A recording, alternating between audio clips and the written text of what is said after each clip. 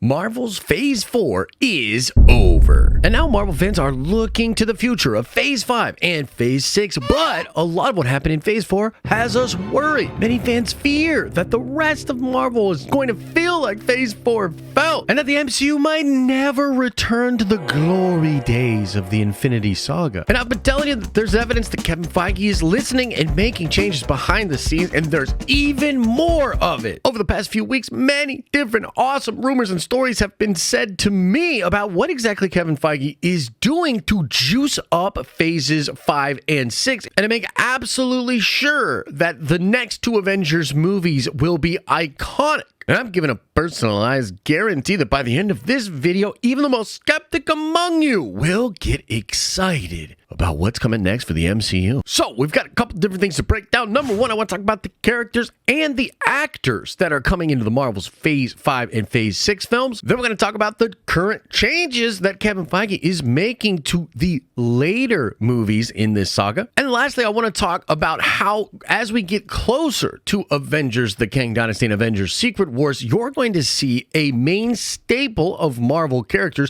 that are all going through similar experience and story beats, and that the connections between these different projects is going to be very, very apparent. But okay, let's talk characters and let's talk actors that portray those characters. It's obvious that characters are the core of any story, and Marvel's phases 1, 2, and 3 had a ton of awesome and iconic Marvel characters that were portrayed and casted brilliantly, and of course had awesome interactions. And in Phase 4, you definitely have a lot of newer characters, and I mean that not just in the sense that they are new to the MCU, but also relatively new to comics. I mean, characters like Iron Man and Captain America and Thor have been around for 50 plus years, and it seemed like Feige definitely wanted to introduce relatively new Marvel comic characters in the MCU, possibly just because he liked them, possibly for reasons of representation. But either way, the bottom line is what this created was a ton of characters coming into the MCU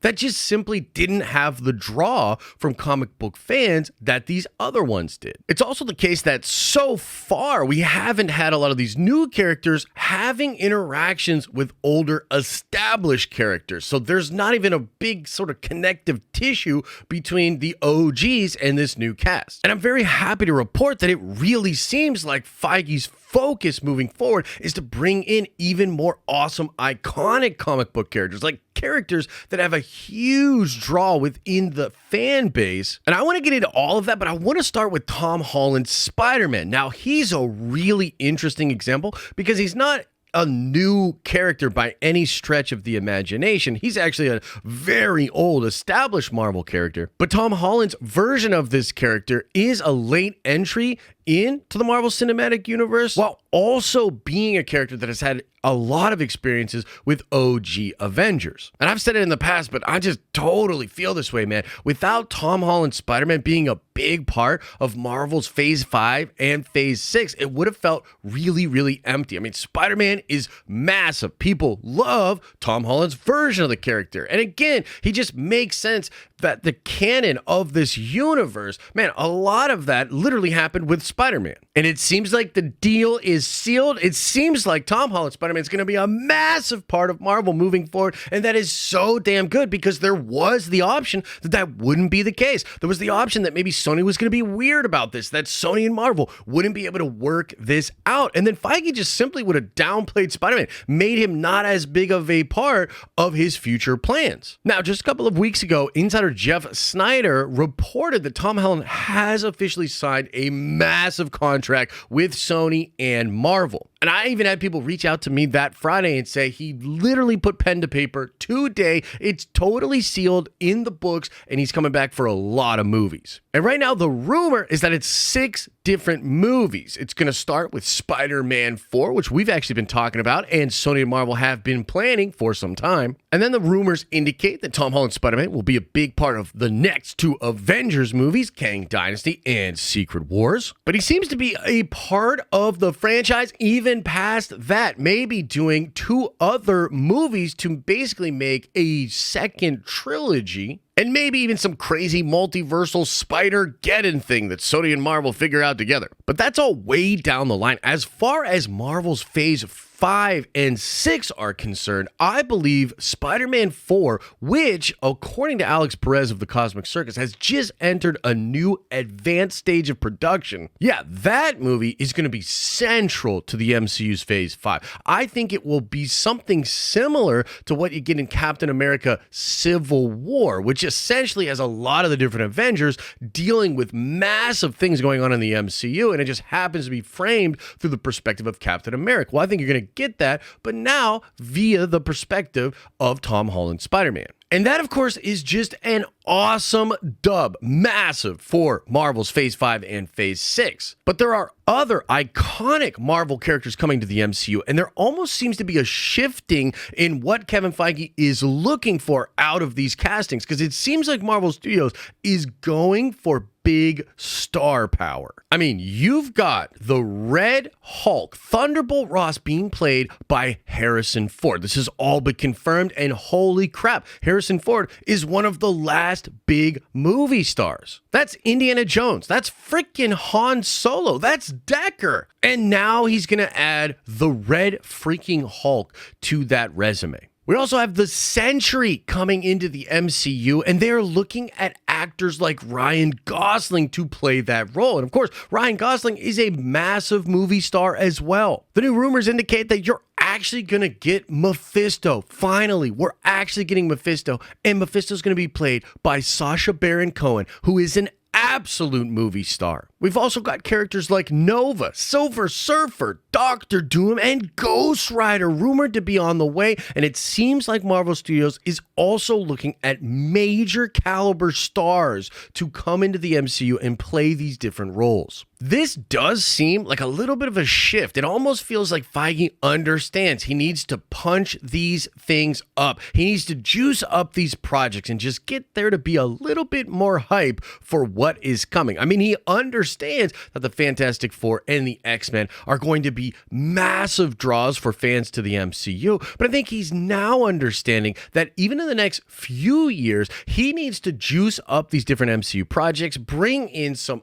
awesome comic book characters, and go after some serious star power to get people talking and excited to see these versions of the characters all interacting in Phase 5 and Phase 6. But it's not just the character roster and the caliber of movie star that Kevin Feige is changing. No, he is actively working on changing the scripts and stories for some big Marvel projects to make them way bigger of ideas. This is something I started hearing weeks ago, and it's only ramped up. It definitely seems like Kevin Feige is getting in to the writers' rooms or the pre-production of a lot of these different movies, and he's shaking things up. Here's a couple of examples just to explain to you what I am talking about. From all the reports and rumors about what Captain America 4 was going to be, it is now a drastically different movie. It seemed like there was a version of the movie that was going to include the Serpent Society, and you were going to have Captain America, the new Falcon, and possibly even Moon Knight teaming up to thwart the plans of this Serpent Society to use some kind of mystical item. And then we started hearing that they were going to inject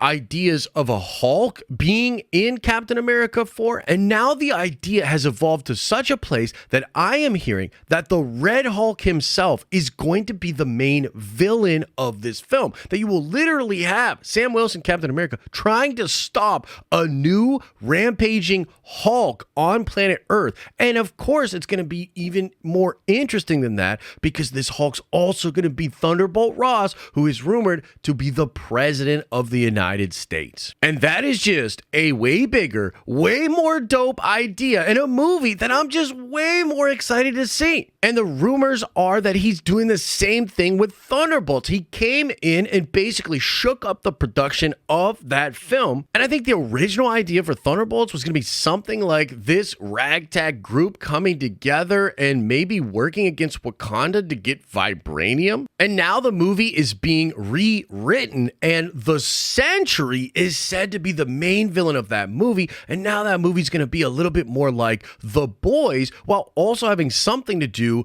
with Thunderbolt Ross as the Red Red Hulk as well. And again, that just seems like so much of a bigger, more fun idea. That seems like spectacle. That seems so cool. I would love to see this ragtag group of super soldiers trying to take out the frickin' Century, and then maybe Red Hulk shows up to give them a hand. I mean, that just sounds mind-blowing to me. But it's not just those movies. It's a lot of different movies and projects right now. It seems like Feige is super aware that they need to amp things up and really just turn everything up to 11 when it comes to these Marvel movies. All of them should be really crazy ideas, big ideas, fun, spectacle-like things. Right now, Marvel Studios is taking a hard look at a lot of their Disney Plus shows, and they're changing them either to be special presentations or to change them into actual movies. We've talked about this before, but even that seems to be this sort of awareness that they need to make these things bigger. I mean, Nate Moore recently talked about how Armor Wars itself has some ideas that are so big that they felt they needed to make this into a movie in order to do those big ideas justice. Blade is being completely rewritten, and it seems like that film's going to be amped up, even crazier, bigger, more violent, more dark. To me, this really reminds me of the pivot that Marvel Studios made in Phase 2. There was a stage where Marvel was making sequels to all of its very successful franchises that it sort of began in Phase 1. The problem was a lot of these sequels felt incredibly derivative, and they felt like they were just doing the regular Hollywood formula for a sequel. And Feige even said that he realized that you can't just do a sequel. You have to present a totally new idea and do something big and bold. And that is when you get the Winter Soldier sequel to the original Captain America. That's when you get Thor Ragnarok as a sequel to the second Thor movie. And so just like they pivoted in Phase 2, I feel like they're going to pivot in Phase 5. And the ideas and the movies and the shows just are all going to be much bigger. Bigger ideas, more fun, more excitement. But now, the last thing I want to talk about here is the connection between all of these stories. And I've been thinking a lot about all of the things we've talked about in this video to this point. Like, you've got the actors, you've got the crazy awesome characters, and I think that's freaking awesome. And you have all these really big ideas, and you have Feige coming in to change these movies to make them way crazier. But the thing that's going to pull all of this together and give us a real chance at bringing back the magic of Phase 3, Infinity War and Endgame is going to be the shared story that all of these characters experience together. I've been reflecting a lot on Phase 3 and all of the different movies that essentially felt like they were pushing the same story forward. I mean, that group of Avengers and just group of Marvel characters that go through Winter Soldier, Age of Ultron, Civil War. It feels like a singular cast of characters. And even though the story is taking place over different movies, it essentially all feels like one big arc in a comic book. It felt like an event. And when I think about what Marvel is doing with Spider-Man 4 and Thunderbolts and Captain America 4 and sort of establishing like the Red Hulk and President Ross as this big staple, establishing super soldier programs and having this big cast of characters all go through similar experiences, I think we're going to return to that state that we had in Phase 3 when it's just this big story being told in sort of episodes that end up being these big, massive movies. And this is going to be so essential to building the hype for the Kang Dynasty and for Secret Wars. I mean, it's such an obvious point, but the more I thought about it, it really does seem like Feige always knew this would be important, and he's coming in to make these changes and to do new, fun, epic characters that can all be a part of the shared story that is going to lead us into the next two Avengers movies. Like the way that an Infinity War jumps around and we don't just get to these other groups of heroes, but we also understand the story they have been on, how they relate to the other groups of heroes. That is a part of the magic. Like when you jump to the Guardians of the Galaxy, and you have this big appreciation for where they've been, what they have been through, and then they have those interactions with Thor, and their drama becomes sort of split in the way that those characters then go on to approach the rest of the story. It's meaningful. The same thing happens when Bruce Banner meets Tony Stark after being away for so long and yet wanting to figure out how to get the band back together again. We then cut into seeing what Vision and Wanda are actually doing, being a part of both of these different teams that basically started in Civil War. And then we see Captain America. We see what he's been doing, right? We understand the story. We understand when these characters were once together, how they've been interacting since. And so the story of Infinity War can be really big and can pay off all of these different character arcs because of the legwork done by all of the movies before it. And I think at the time when Thunderbolts is coming out, we're just going to have that feeling again. Like, it's going to feel like we know how all the characters in Marvel are responding to the different things happening on Earth. The establishing of the Red Hulk, the establishing of the Sentry and super powerful characters and even different teams out there is just going to be something that all of these characters understand. And honestly, Thunderbolts and Captain America 4 feel so connected to me that I often replace one with the other or just consider them to be one movie. And that's just really because I think the cast of characters that's going to be involved in these different movies, it's going to be so similar. It's really going to feel like Civil War and Age of Ultron. It's just going to feel like that time when it just felt like all the stories were being pushed and told together. And so again, when you have all of these awesome, iconic Marvel characters coming into the MCU and you have big ideas, really epic things being done in these separate movies. And all of it feels like it's connected in a shared story that all of the new characters and old characters are going through together. You're going to get that MCU magic back. You're going to have that perfect formula, and it's going to perfectly set us up to absolutely love Avengers, the Kang Dynasty, and Avengers Secret Wars. It is all coming together, and all of the issues of Phase 4 are being addressed. Of course, let me know what you think about all of this. Are you still doubtful? Have I convinced you? Do you now have hope? Let me know any and every thought you have in the comment section below. Make sure you are subscribed to this channel and the live streaming channel. I mean, you have a free chance to win dope, nerdy stuff that we give away to lucky subscribers each month. Smash a gosh dang like on this video if you liked it. And if you want to watch more, why not check out this video I recently did about how Kevin Feige is going to fix the Fox X-Men.